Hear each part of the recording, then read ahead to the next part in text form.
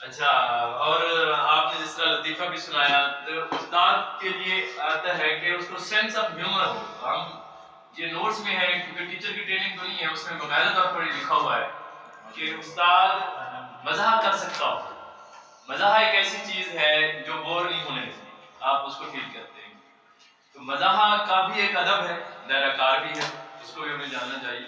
اور ساتھ میں آپ سب کی زندگی بھی ہمارے پاس سامنے ہے، تو اس قدر مزاح فرمایا کرتے تھے. اس میں دیکھتے ہوئے کہتے ہیں کہ آپ جو یہ والے فیس ہیں یہ بند ہو گئے ہیں، یہ والے فیس چل رہے ہیں. اگر میں ان کی آنکھ بنا دوں تو آپ کو پتہ چلے گا کہ یہ ہے، یہ نہیں ہے. پیچھے میں یہ مسکراتا ہوا چہرہ موٹیویشن ہے، تو یہ ہونا چاہیے اس طرح. اور یعنی دو چار میرے جملے بتانے کے بعد یا میرا میسج کے بعد کسی کا دل کر رہا ہو وہ آ کے دیکھ. ایک تو میں نے پہلے دن آپ لوگوں کو بتا دیا تھا کہ اگر آپ جو چاہتے ہو جس موضوع پر اس پر گفتگو ہو سکتی ہے، اسکلز پر یا لائف کے کسی پہلو پر بھی ایک بات کروانا چاہیں تو اس پر بھی ہو سکتی ہے. یعنی آپ سے ریلیٹڈ ایجوکیشن سے ہو، آپ کی لائف سے ہو، ریلیشن سے ہو، سائیکالوجی پر ہو، کیونکہ بی ایس سی کی سائیکالوجی میں نے پڑھائی بھی اور بچوں کی کچھ حد تک پڑھی بھی. تو اس کو دیکھتے ہوئے کیونکہ ہم محدود ہوتے ہیں اپنے کنٹینٹ میں، اپنے ٹائم میں، تو وہ ساری باتیں نہیں ہو سکتی. بعض اوقات میں دیکھ رہا ہوتا ہوں کہ ٹاپک ایک میں نے شروع کیا اور ٹائم اتنی تیزی سے جا رہا ہوتا ہے، اگلے ٹاپک کا دھیان آ رہا ہوتا ہے وہ کیسے ہوگا.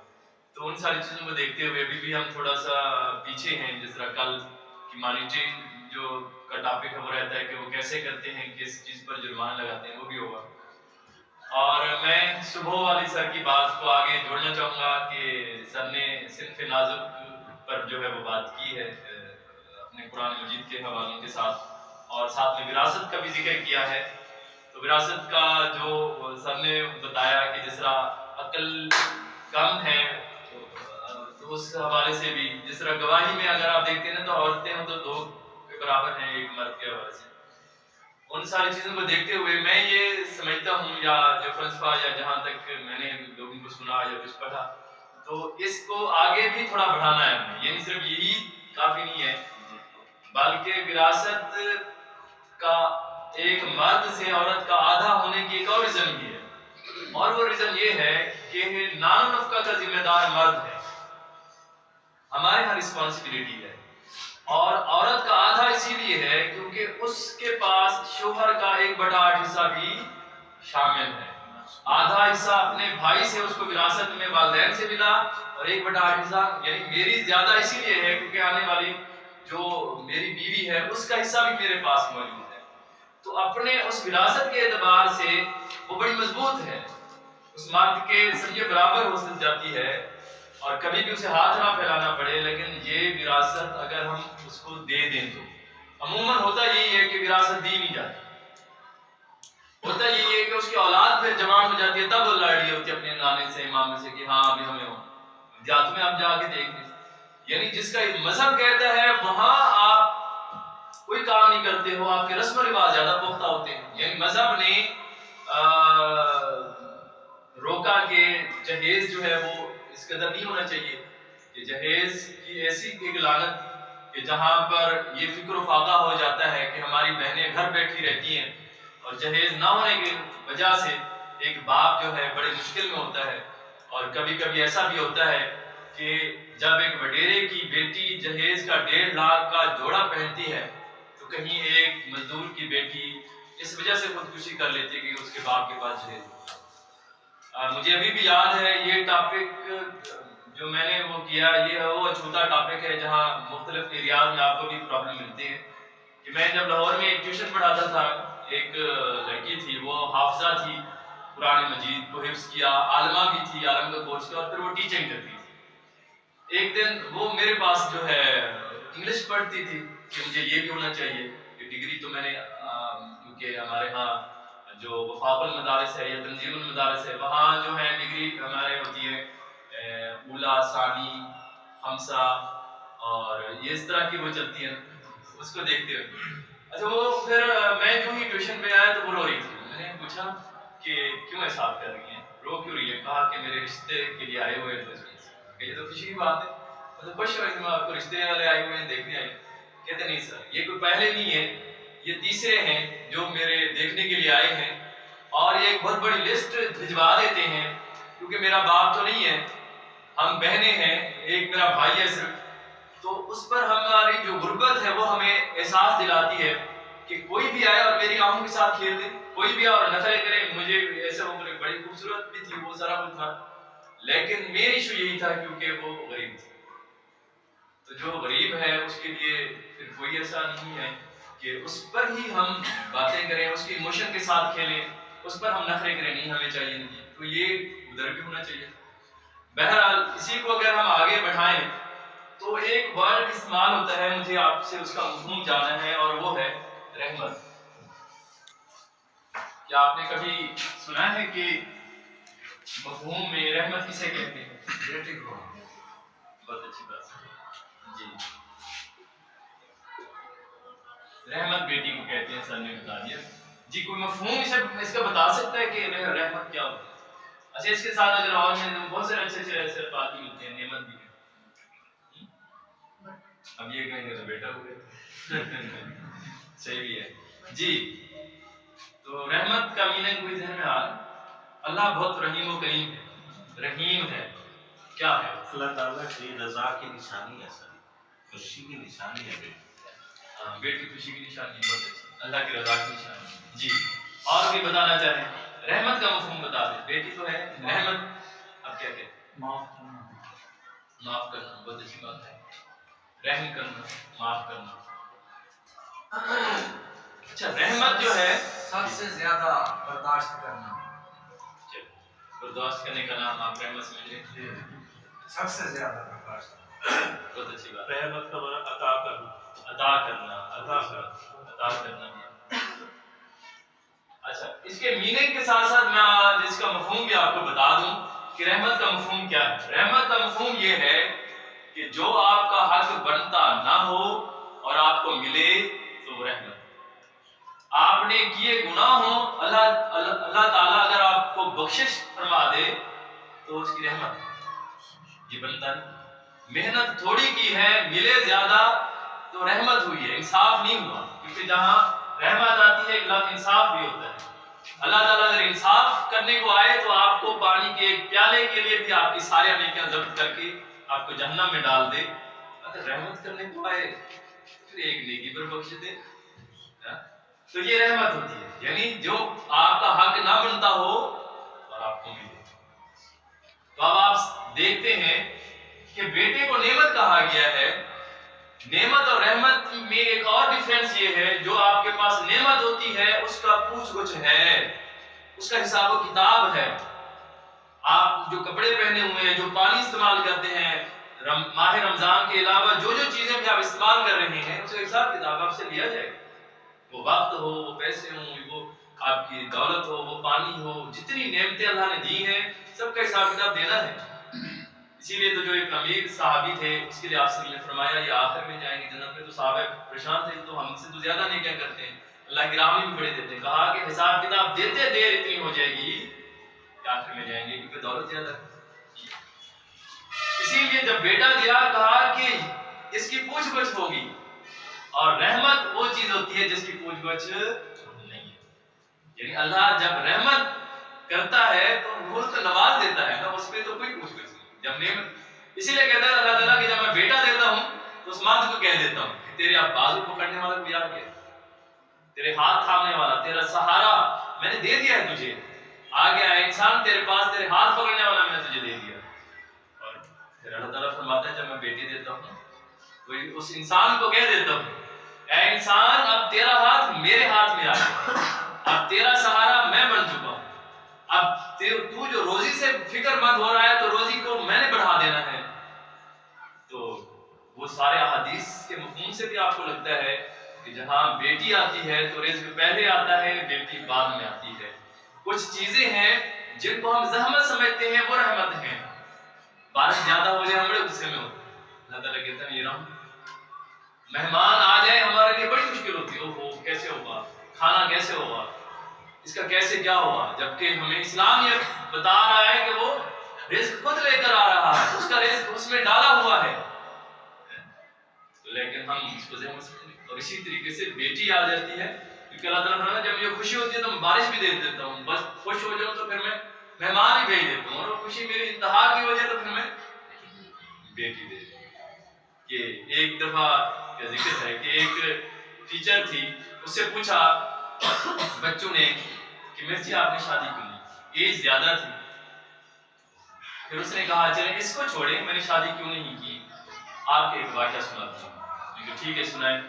ایک دفعہ کا ذکر ہے کہ ایک بندے نے شادی کی، اس کے ہاں بیٹی پیدا ہوئی، پھر دوسری بھی، پھر 4 جب بیٹیاں پیدا ہو گئیں، اب اس نے یہ کہا کہ اگر دوبارہ بیٹی پیدا ہوئی، اپنی بیوی کو کہا تو تجھے ماروں گا، برا بھلا کہا، ڈانٹا اسے، غصے ہوا کہ اگلی بیٹی پیدا نہیں ہوئی، لیکن اللہ کا کرنا ایسا کہ 5ویں بھی بیٹی پیدا ہوئی۔ اب وہ اس نے جو ہی پیدا ہوئی اس پہ غصے بھی ہوا، چڑچڑاتا بھی رہا، اور بیٹی کو اٹھایا اور چوراہے پر رکھ کر آیا کہ کوئی اسے اور اٹھا کر لے جائے، چلے قتل نہ کروں، یہ ذمہ میں خود نہ لوں، لیکن اس کو نہیں رکھنا، بیٹی پیدا ہو۔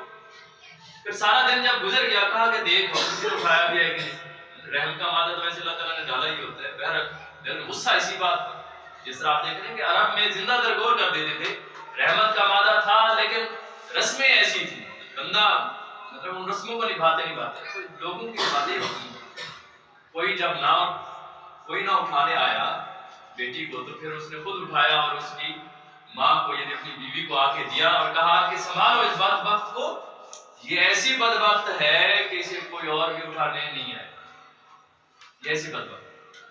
تو وہ پالتی رہی، پالتے رہے، وہ بڑی بھی ہوگی، لیکن اللہ کا کرنا ایسا ہو کہ اللہ جو ہے وہ بیٹا پیدا ہوا، اور اسی سال جو ہے اس کی بیٹی بھی فوت ہو گئی، اور پھر اللہ تعالیٰ نے ایسے کیا کہ اس کو اور 4 بیٹے دیے، لیکن 4 بیٹیاں فوت ہو گئیں اپنی بلوغت کو یا جوانی کو پہنچنے سے پہلے، اور 5ویں بیٹی کو بچی ہوئی جو آخر میں پیدا ہوئی، اور ساتھ میں 4 بیٹے بھی پیدا ہو چکے۔ پھر وقت کی خاصیت یہ ہے کہ یہ رکتا نہیں ہے، کوئی روک کے دکھائے یعنی یہ گزر جاتا ہے۔ آج آپ جس ایج پر بیٹھے ہیں، کبھی آپ کسی اور ایج میں بھی تھے، سوچ رہے تھے یہ وقت ہے، اور وہ کیسے گزرا آج محسوس ہوتے ہیں، آنکھیں بند کرتے تو لگتا ہے چھوٹا سا خواب ہے، شاید تھوڑے سے لمحے تھے، شاید وہ اتنی جلدی گزر گئے۔ بہرحال وہ وقت گزرا، بیٹے بڑے ہوئے، شادیاں ہو گئی، الگ الگ رہنے لگے، کرتے کراتے وہ بیٹی بچی، اور جو الگ الگ رہنے لگے اس کے دوران اس کی ماں بھی فوت ہو گئی، لیکن اس کا باپ باقی بچ گیا، اور اس باپ کو یعنی اپنے اس کے بیٹے رکھنے کو تیار نہ ہوئے، تو اس کی بیٹی کے پاس وہ باپ جب رہا، اپنے بچوں کو وہ ٹیچر یہ کہتی ہے کہ وہ بدبخت ٹیچر میں ہوں کہ جس کے باپ نے اسے چوراہے پر چھوڑ دیا تھا، اور آج اس باپ کو میں نے سنبھالا ہوا ہے کہ اس کو کون کھلائے گا پلائے گا، اور اس کے جو بیٹے ہیں رکھنے کو تیار نہیں ہے، آج میں اسے کھلاتی ہوں، آج اس کے ہاتھ کم کپاتے ہیں، میں اسے دے رہی ہوتی ہوں کہ یہ لقمہ بھی کھا لو، آج میں اس کے کپڑے دھوتی ہوں۔ کہ کیا لمحے تھے جب اس نے یہ بھی سوچا تھا، چوراہے پر بھی ڈال آیا، اور آج کیا لمحے وہ سوچتے ہوگی کہ یہ تو میں جس کو بدبخت اور زحمت سمجھتا رہا تھا، کتنی بڑی میرے لیے رحمت ہے۔ اللہ کی ذات تو رحمت ہے ہی ہے، اگر وہ نہ ہو تو میں تو کھانے کے لیے ترس جاؤں، میں تو پینے کے لیے ترس جاؤں، میرے بیٹے جو میرے سنبھالنے کے لیے تیار۔ اسی لیے کہا گیا کہ یہ اولڈ ہاؤسز اسی لیے بنے ہیں کیونکہ والدین کی ذمہ داری جو ہے وہ ہم جیسے مردوں پر ہے۔ اگر وہ والدین کی ذمہ داری ہماری بہنوں پر ہوتی، کبھی اولڈ ہاؤسز نہ بنتے، ان کے اتنے بڑے دل ہی نہیں ہوتے کہ وہ اپنی ماں کو اپنے باپ کو جدا کر سکے۔ ان کے وہ بہت بڑا لمحہ ہوتا ہے جب شادی بیاہ کر دے رہے ہوتے ہیں، کوئی مرنے والا نہیں ہوتا لمحہ، لیکن وہ رو ایسے رہی ہوتی ہے، وہ ایک اٹیچمنٹ ہوتی ہے، وہ ایک محبت ہوتی ہے جو وہ کر رہے ہوتے ہیں۔ ایک والد تھا، وہ اپنی بیٹی کو ہر سال تحفہ دیا کرتا تھا، سالگرہ کا تحفہ کرتے کراتے وہ بیٹی بڑی ہو گئی، اور جب اس کی شادی ہو گئی تو شادی کے بعد اس کا پہلا تحفہ تھا، باپ نے وہ تحفہ بنایا، بنانے کے بعد اس کو پیک کرنے کے بعد اٹھایا اور پھر اس کے گھر کی طرف چل پڑا، لیکن گھر کے دور سے پہلے ہی دروازہ کھڑکا کرنے ہی والا تھا تو ایک آواز سنی، وہ آواز اس کی بیٹی کے رونے کی آواز تھی، اور کسی کو اس پہ چلانے کی، اس کو مارنے کی آواز آ رہی تھی۔ تو باپ ایک لمحے رک گیا کہ میں اگر اندر چلا گیا تو کہیں میری بیٹی میں محبت میں آ کر کچھ کہہ نہ دوں اور میری بیٹی کا کہیں گھر نہ اجڑ جائے۔ بڑا خوف ہوا کرتا ہے باہر والدین کو، آپ جو میرے سامنے بچے بیٹھے ہیں وہ نہیں سمجھ پائیں گے، لیکن خوف ہوتا ہے کہ کہیں کچھ مسئلہ نہ ہو جائے. وہ نازوں کی پلی جو ہماری بیٹیاں ہوتی ہیں نا، اس کا اتنی خوف ہوتا ہے کہ کوئی اس کو جھڑک نہ دے، جس کو کے ذمہ ہم نے کوئی کام کروانا بھی نہیں سمجھا تھا، تو وہ رک جاتا ہے اور بڑا محسوس کرتا ہے، روتے ہوئے واپس گھر آ جاتا ہے اور فون کرتا ہے، بیٹی میں نے تمہارے تحفہ لیا ہوا ہے سالگرہ کا، تو کس ٹائم لینے آؤں گا. کیا ہی بڑے دل ہوا کرتے ہیں ان بیٹیوں کے بھی، کمال ہوا کرتے ہیں. تو اس کی بیٹی یہ کہتی ہے، بابا جانی آج نہ آئے گا، آج تو میری برتھ ڈے ہے، سالگرہ ہے، آج ہم ایک بہت اچھے ریسٹورینٹ میں ہیں، آج ہم وہاں کھانا کھا رہے ہیں. باپ اس کا اسی کا وہی جھوٹ سنتا رہا اور پھر رونا شروع کر دیا کہ دیکھیے وہ جو چیز میں دے کر آیا ہوں، میری بیٹی اتنا بڑا دل رکھتی ہے، مجھے بتانا گوارا نہیں کر رہی، کتنا عذاب وہ سہ رہی ہے، تو صرف بتانے کے لیے بھی کترا رہی ہے کہ میرے باپ کو یہ دکھ نہ ہو. اتنی بڑی محبتوں نچھاور کرنے والی وہ بیٹیاں ہوتی ہیں کہ ان کے اوپر کیا ہو رہا ہے کسی گھر میں کہ باپ ہے تو سارے سپنے ہیں، باپ ہے تو بازار کے کھلونے اپنے ہیں، جہاں ہم اس کو تھوڑے تھوڑے کام بتانے کے لیے بھی نہیں کہہ رہے ہوتے، آج وہ بڑی بڑی باتیں اور بڑے بڑے ایموشن کو سہ رہی ہوتی ہے. تو یہ بیٹیوں کے ہی بڑے جگر ہوا کرتے ہیں. اسی لیے بیٹی کو اتنی قدر و منزلت دی کہ جب آپ صلی اللہ علیہ وسلم کی ذات اپنی بیٹی، جب حضرت فاطمہ زہرا رضی اللہ تعالی عنہا چھوٹی ہے، بچی ہیں، ایک تو فلزا کا نام سے پکارتے تھے، جگر کا ٹکڑا، اور اگر محفل میں تشریف لے آتی تو کھڑے ہو جاتے. آپ صلی اللہ علیہ وسلم کسی کے لیے کھڑے نہیں کہ کوئی استاد نہیں تھا، آپ صلی اللہ علیہ وسلم، لیکن جب کھڑے ہوئے تو اپنی بیٹی کی، اور صرف محبت یہیں پر ختم نہ ہوئی، محبت اور بڑھی. جب ان بیٹی کے ہاں اولاد پیدا ہوئی، حسن حسین پیدا ہوئے، تو محبت اتنی کہ کہا بیٹی کو رونے نہ دیا کرو، مجھ سے برداشت نہیں. محبت اتنی کہ جب واجب پڑھا رہے ہوں، جمعہ کا جو خطبہ ہے یہ واجب ہے، اور اسی واجب کرتے ہوئے، اس خطبہ دیتے ہوئے آپ دیکھتے ہیں کہ حسن حسین آ رہے ہیں، لڑکھڑا کے آ رہے ہیں، اس واجب کو چھوڑا، ان کو اٹھایا، گلے لگایا، منبر پر آ کے فرمایا لوگوں اولاد کی محبت بڑی چیز ہے. صرف واجب تک بات نہ رہی، جب فرض ادا کر رہے ہیں، امام حسین ہیں، چھوٹے ہیں، کھیلتے کھیلتے پیچھے پیٹھ پر سوار ہو جاتے ہیں، سجدہ لمبا کر دیا، اٹھے نہیں کہ گر کر چوٹ نہ لگے، یہ فکر بھی کھائی جا رہی تھی. صحابی راوی کہتے ہیں کہ ایک صحابی نے تو اٹھ کر دیکھا کہ معاذ اللہ آپ وسلم کو کچھ ہو نہ گیا ہو، کوئی مسئلہ نہ ہو گیا ہو کہ اتنی دیر. اور پھر فرض میں یہ ہے ہم کسی بھی رکن کو بڑھا دیتے ہیں تو سجدہ سہو واجب ہو جاتا ہے. سر بھی اس پر متفق ہیں، لیکن سجدہ سہو نہ کیا، بتا دیا کہ ویلیو بھی اتنی ہے، اہمیت بھی اتنی ہے. یہ ساری نقطیں تھیں جو آپ نے بتائی اور دکھائی اور کہا، اور اسی لیے اس ایک ماں کے قدموں تلے جنت بھی رکھ دی، اور یہی وہ وجہ تھی اس بیٹی کو وراثت میں بھی حصے دیے. اور یہ عرب کا ایک معاشرہ تھا، اسی کی نفی کی، اور وہاں بچوں کو زندہ درگور کیا جاتا تھا. جب ایک صحابی آئے اور کہا یا رسول اللہ صلی اللہ علیہ وسلم مجھے ایک دکھ بڑا ستاتا ہے، آج جب میں یاد کرتا ہوں تو آنسو اتنی آتے ہیں کہ جب آنسو رک جاتے ہیں پھر خون آ جاتا ہے، اور میں یہ سوچتا ہوں کہ کیا میرے رب باری تعالیٰ اللہ جل مجدہ مجھے معاف بھی فرما دیں گے کہ نہیں. تو اصل پوچھتے ہیں ایسا ابھی کیا ہوا ایسا؟ کہا کہ میں باہر کی تجارت کیا کرتا تھا، میرے گھر میں میری بیٹی جوان ہوئی، بڑی ہوئی، 8 سال کی ایج پہ جب پہنچی، میں گھر آیا تو اس کی والدہ کو کہا اس کو سنوارو، نہلاؤ، کپڑے پہناؤ، میں نے اسے لے کے جانا ہے. تو اس کی والدہ بھی روتی رہی، کیونکہ ہمارے عرب کا معاشرہ ایسے ہی تھا، دل پر پتھر رکھا. اس بیٹی کا ہاتھ تھاما، بیلچا بھی اٹھایا. وہ بیٹی بڑے معصومانہ سوال کرتی تھی، بابا جان ہم کہاں جا رہے ہیں؟ بابا جان مجھے یہ بھی لینا ہے، بابا جان مجھے یہ بھی چاہیے. تو وہ سمجھ رہی تھی کہ ہم بازار میں کچھ لینے جا رہے ہیں. میں نے اپنے دل پر پتھر رکھا ہوا تھا اور کسی سوال کا جواب نہ دے پایا. اس کا ہاتھ پکڑا ہوا تھا. بازار جب پیچھے رہ گیا، جب وہ جنگل ریگستان آ چکا اور میں نے گڑھا کھودنا شروع کیا، سوال تب بھی اس کے آتے رہے، بابا جانی ایسا آپ کیوں کر رہے ہیں؟ بابا جانی نہ کرو، نہ تھک جاؤ. اس کے دوپٹے سے میرا پسینہ صاف کرنا مجھے نہیں بھولتا. کہا جب اس کے قد کے برابر گڑھا بھی کھود دیا، اس کو گڑھے میں ڈالا تو وہ روتی چلاتی رہی، بابا جانی یہ کیا کر رہے ہو؟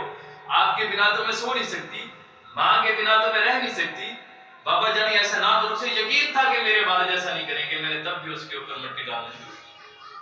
وہ نکلنے کی کوشش کر رہی تھی. ابھی بھی مجھے یاد ہے جب میں نے بیلچا مارا تو اس کے سر پر لگا اسے محسوس ہو رہا تھا کہ میرے والد تو مجھے ایسا نہیں کرنے کو تھے، ایسا کیا ہو گیا ہے۔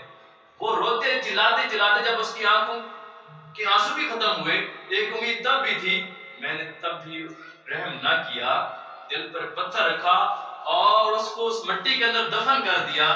آج میں جب سوچتا ہوں تو بڑا روتا ہوں، روتے روتے میری ہچکیاں بن جاتی ہیں کہ کیا میرے رب باری تعالیٰ مجھے معاف فرما دیں گے۔ تو اس وقت آپ صلی اللہ علیہ وسلم جب یہ واقعہ سن رہے تھے، اس پر راوی یہ لکھتے ہیں کہ آپ صلی اللہ علیہ وسلم کی داڑھی مبارک بھی آنسو سے تر تھی، اتنی آنسو بہے کہ اس بیٹی کو تم نے زندہ درگور کیا، وہ بیٹی جو تیرا بڑھاپے میں سہارا تھا، بڑھاپے نے کو سنبھالنا تھا جب تجھے، اس بیٹی کو تم نے ایسا کیا۔ تو یہ اس طرح کے کردار آج آپ کو ملتے ہیں، وہ تفریق آج بھی موجود ہے۔ جینڈر ڈسکریمنیشن پر جب باہر کی دنیا بات کرتی ہے تو محسوس ہوتا ہے یار عزتیں ہم نے بھی نہیں دی۔ آج بھی سارا سال آپ کھانا کھاتے ہو، ایک دن نمک زیادہ ہو جائے تو آپ کو برداشت آج بھی نہیں۔ آج ہم لولے لگ رہے ہیں، میں جاؤں تو میرے لیے کون خدمت کرے گا؟ میری بہن ہوگی، میری بیوی ہوگی یا میری ماں ہوگی۔ اور یہ ایسی ہستی ہیں جو ہمارے محبوب کے، ہمارے رویوں کے، ہماری بات کے مستحق ہیں کہ ان کے ہمارے علاوہ ان کا کون ہے؟ لیکن یہ وہ ہستی ہیں کہ جن کا اپنا کوئی گھر نہیں۔ یقین کیجئے جب ہمارے گھر میں ہماری بہن رہتی ہے تو ہمیں ساتھ دلا رہے ہوتے ہیں، ماں باپ بھی یہ کہہ رہے ہوتے ہیں یہ تیرا گھر نہیں ہے، یہ تیرا گھر وہ ہے جہاں تم نے بیاہ کی جگہ۔ اور جب وہ بیاہ کی چلی جاتی ہے تو وہاں اس کو ساس یہ احساس دلا رہی ہے کہ یہ تیرا گھر نہیں ہے، یہ تو میرے بیٹے کا گھر ہے۔ یعنی یہ کوئی ایسی ہستی ہے جس کا کوئی گھر نہیں ہے، اور یہ ایک ایسی ہستی ہے جس نے اپنی یہ زندگی جی نہیں، اپنے لیے کم جیتی ہے۔ دیکھیں کہ جب یہ بہن ہے تو ساری، یا بیٹی ہے تو ساری اس کی قربانیاں، ساری اس کی خدمتیں اپنے بھائی کے لیے ہے، اپنے ماں باپ کے لیے۔ اور جب یہ بیوی ہے تو اپنے شوہر کے لیے قربان ہے، ساری زندگی اسی پر، اپنے لیے کوئی خواہش نہیں کی۔ اور جب یہ پھر ماں ہے تو پھر تو ختم، لمحے ہی ختم ہو جاتے ہیں۔ پھر تو کہتے ہیں نا جب سیب ایک اور کھانے والے 5 تو ماں کہہ دیتی ہے مجھے اچھا نہیں لگتا، مجھے سیب اچھا نہیں لگتا۔ جب اچھے کپڑے آ جائے تو کہتے ہیں نہیں مجھے تو یہ اچھے نہیں لگتے۔ وہ دل تو سب کا ہی جوان ہوا کرتا ہے، سب چاہتے ہیں کہ اچھا ہو، لیکن ان کو پتا ہے کہ میں نہ کروں گی، میں اس کو ناپسند کروں گی تو میری بیٹی رہے گی نا، تو کیا، یا میرا بیٹے کے لیے بھی ایسے کھانے پینے نہیں جب، تو کیا ہوتا ہے کہ یہ اپنے لیے تو لمحے ہی نہیں جیا کرتی، زندگی کے سب سے اہم فیصلہ بھی ہم اس کے سپرد نہیں کرتے، جو کہ اسلام بھی کہتا ہے کہ اس کے لیے، یعنی آپ اس حدیث سے دیکھیں جس کا مفہوم یہ ہے کہ آپ سے جب ایک صحابی کی بیٹی کا نکاح فرما رہے تھے تو بار بار 3 بار اپنے صحابی کو جو ہے بھیجا اور کہا پوچھ کر آؤ کیا تمہاری بیٹی راضی ہے؟ وہ 3 بار بھیجا، یہ نہیں بھیجا کہ ایک بار بھیج اور کہا 3 دفعہ پوچھ کر آؤ۔ تو صحابی پریشان ہوئے، کہا یا رسول اللہ صلی اللہ علیہ وسلم یہ 3 دفعہ بار کیوں بھیجا گیا؟ بات تو ایک ہی تھی، آپ نے دیکھا ہے 3 دفعہ کی قبولیت کی شرط کی ہے۔ تو آپ صلی اللہ علیہ وسلم نے فرمایا وہ 3 بار اسی لیے بھیجا گیا کہ تیرے آنے جانے کے درمیان میں جو وقت تھا اس وقت میں بھی تیری اگر بیٹی یہ کہہ دیتی، سوچ لیتی کہ میرے لیے یہ نکاح نہیں ہے منظور، تو نکاح نہیں ہونا۔ 3 دفعہ کا مطلب یہ ہے کہ سوچ اتنی کی جائے، اس کی آزادی پر وہ سارا کچھ وہ کیا جائے۔ اسلام نے جو آزاد پیدا کیا تھا وہ آپ کی اسی زندگی کی آزادی تھی، نہ کہ بازار کی زینت بننے کی آزادی تھی، تو وہ بھی ہم نے محروم کیا ہو۔ تو کیا یہ تفریق نہیں؟ آپ کے گھر میں اچھا کھانا بنتا ہے تو سب سے پہلے بیٹے کھائیں، کیوں؟ بیٹی کو اچھا نہیں لگتا؟ مکھن جو ہے وہ بیٹا کھائے، بیٹی کو نہیں ہوتا کیا؟ بوٹیاں جو ہیں وہ بیٹے کھائے تو بیٹی کو اچھی نہیں۔ اچھا، نان نفقہ کے ہم ذمہ دار ہیں، اسی لیے ہماری بیٹیاں جو ہے وہ گھر کی ذمہ دار ہیں، وہ کریں کام، لیکن اگر وہ بھی باہر کام کر رہی ہیں تو پھر کام کس کو کرنا چاہیے؟ پھر کام ہمیں کرنا چاہیے ابھی، اور ہم نے کبھی کام نہیں کیا۔ ایک دن کام کر کے دیکھ لیں، آپ کو پتہ چل جائے گا یہ مشکل کتنی ہے، کتنی مشکل میں ہوتے ہیں، اور ہم تعریف بھی نہیں کر سکتے، اور ہم اپنے ایموشن میں، اپنے غصے میں ایسے بڑھ کر وہ کرتے ہیں، کہتے ہیں کہ لفظ کھردرے نہیں ہوتے، لہجے مار جاتے ہیں۔ کتنی ایسے ہوں گے جو پچھتا رہے ہیں کیا عذاب ہو جائے، کیونکہ ہم بڑے طاقتور اپنے آپ کو ہوتے، تھپڑ بھی مار دیتے ہیں نا، ہم تو نہیں رکتے۔ تو آپ یہ دیکھیے کہ آج وہ ہمارے اچھے رویوں کے انتظار میں، ان کو سدھارنا بھی ہو تو اچھے رویوں، انام میں آج کس کو سدھار سکتے ہیں؟ اپنے اچھے رویوں سے سدھار سکتے ہیں۔ تو سب سے اہم چیز جو تھی وہ تربیت کو ہم دیتے تھے، جہیز بڑھائے اکٹھے نکلے، تو جب تربیت دے دیں گے پھر وہ تھوڑے پر بھی راضی ہوگا، کہ جب حضرت فاطمہ زہرا رضی اللہ تعالیٰ عنہا جو ہے وہ اپنے گھر میں تشریف فرما ہے، تو امام حسن حسین کے رونے کی آواز آئی. جب آپ سے چلے گئے تو کیا ہوا، کیا دیکھا؟ پوچھا بیٹی میں نے کہا تھا رونے نہ دیا کرو، کیوں رو رہے ہیں؟ کہا بابا جانی ہوا ایسا ہے کہ 2 دن سے ہم بھوکے ہیں، میرا بھی دودھ نہیں رہا، امام حسین اسی لیے رو رہے ہیں، امام حسن بھی بھوکے ہیں، اور ہم 2 دنوں سے فاقے میں ہیں.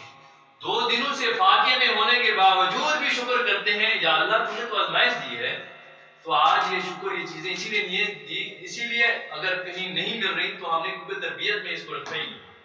آپ صلی اللہ علیہ وسلم نے جو کچھ دینا تھا وہ تربیت تھی، وہ جہیز پر وہ نہیں تھا. جہیز کی دیکھیں 17-18 چیزیں جو ہیں وہ کاؤنٹیبل ہیں، مطلب کیا چیزیں. بہرحال میں نے جو وہ پڑھا کہ آپ صلی اللہ علیہ وسلم کی جو زندگی تھی کہ آپ دیکھ رہے ہیں نا کہ وہاں پر آپ صلی اللہ علیہ وسلم خود گھر کا کام کیا کرتے تھے، وہ صرف بتانے کے لیے نہیں ہے. آپ صلی اللہ علیہ وسلم ایک نمونہ ہے، کہا کہ ایسا کرو بھی. ہم کہتے ہیں کہ آپ صلی اللہ علیہ وسلم جھاڑو بھی دیتے تھے، صرف بتانا تھا کہ کپڑے بھی سیا کرتے تھے، کھانا بھی پکاتے تھے، حضرت عائشہ رضی اللہ عنہا کے ساتھ کھیلا بھی کرتے تھے. تو آج یہ سیکھ دی بھی ایسا کرو، موقع بھی بڑھتی ہیں، یہ تقسیم بھی ہوتی ہے، اور ساری چیزیں یہ گھر کا یہ نہیں ہے کہ ذمہ داری ان کی ہے، بلکہ ہماری بیوی اگر چاہے تو وہ ہم سے اپنے بیٹے کے دودھ پلانے کے پیسے بھی لے سکتی ہے. اسلام کہتا ہے اس کو کیسے نفی کریں؟ ہمارے یہاں کرنے لگے تو اسے کیا کہتے ہیں؟ گھر کا کام کرنے جائے کیسے علامہ صاحب صحیح ہے. اگر کوئی گھر کا کام کرنے لگے تو کیا کہتے کیا سر ایک جملہ ہے، یاد رکھو. جی جی جی رنگ مرید ہے.